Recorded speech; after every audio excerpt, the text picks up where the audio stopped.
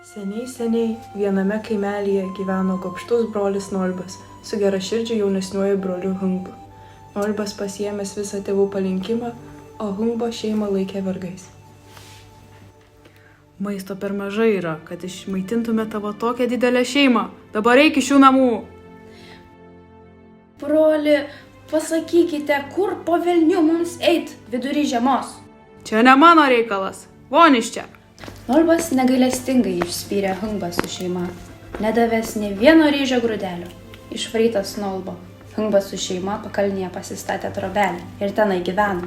Kadangi šeima didelė, visad trūko maisto išgyvenimui.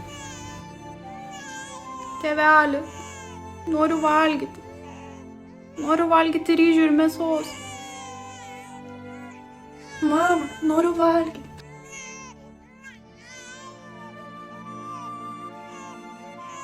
Vaikeliai, pakentėkit.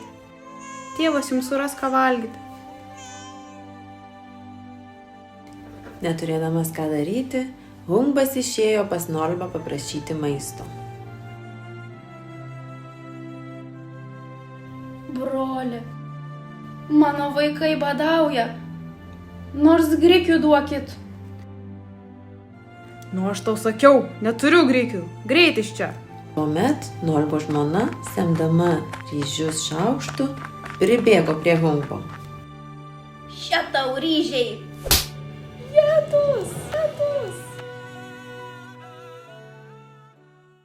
Per veidą su šaukštu gavęs Hungbas grįžo namo tuščiomis. Atėjo šiltas pavasaris ir į Hungbo namus trobelės pastogė suko lizdą kregždutė ir atsivedė vaikų. Vieną dieną pasirodęs didelis žaltys sugavo jauniklius ir planavo juos suryti. Ei, tėti, žaltys! Tas žalias padaras! Hungbas su ilga lazda išvijo žaltį, tačiau vienas kregždžiukas nukrito ir liko sužeistas. Vargšelis! Mes tau kojytę pagydysim. Hungbas aprišo sužeistą kregždžiuko kojytę ir toliau jį slaugė. Atėjo ruduo ir kregždis išskrido į pietus. Kitų metų pavasarį kregždė numetė ant Hungbo trobelės moliūgo sėklą. Kregždutė atskrido. Brangusis, kregždutė atnešė mums moliūgo sėklą ir išskrido. Vau, čia tai įdomi diena. Na tada pasiekime šią sėklą. Sėklą išleido daigus, kurie išsiraizgė, vis augo, kol ant trobelės stogo subrandino daug didelių moliūgų. Oho, kaip greitai auga. Dabar galime išrauti. Hungbas su žmona pjūklu pradėjo pjauti moliūgą. Pirmyn, atgal, pirmyn, atgal.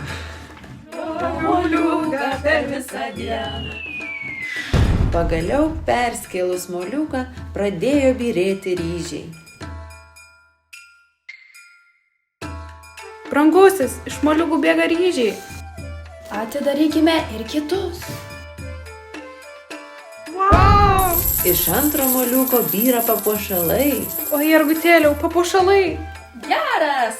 Iš trečio moliūgo išlindo statybininkas, kuris pastatė jiems namą kaip pilį. Taip, per vieną rytą Hungbas su šeima tapo turtingais. Mano meilė, kregždutė mums atsidėkoja. Mes tokie dėkingi. Dievas mus palaimino. Hungbas pagydęs kregždutės koją tapo turtingas. Tada ir aš galiu kaip jis. Nolbas, išgirdęs, kas Hungbui atsitiko, pagriebė kregždės lizdą ir prilipdė prie savo namo pastogės. Tada sulaužė kregždutės sveiką koją. O ne, tu susižeidei kojytę. Aš tave pagydysiu. Nolbas raiščiu aprišo kregždutės koją ir padėjo atgal į lizdą. Man irgi atneš didelio moliūgo sėklą. Kitą pavasarį kregždė ir Nolbui atnešė sėklą. Valio, kregždutė ir man atnešė sėklą. Nolbas, kaip ir Hungbas, pradėjo pjauti numylėtus moliūgus. Atidarykime moliūgą. 1, 2, 1, 2. Iš pirmo moliūgo pradėjo piltis mėšlas. Kas čia dabar? Iš antro moliūgo iššoko goblinai.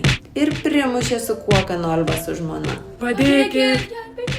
Iš trečio moliūgo išlindo monstrai, kurie sugriovė Nolbo namus ir pasiglemžė visą jo turtą. Taip per vieną parą Nolbas tapo vargšu. O Dieve, padėkit! Regis, aš gavau, ko nusipelniau.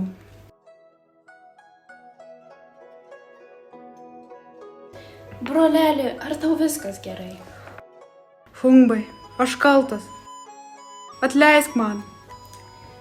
Nagi dabar gyvenkim su mumis, brolau. Ačiū tau, Humbai. Nolbas su žmona suprato savo kaltę ir kartu su Humbo šeima ilgai ir laimingai gyveno.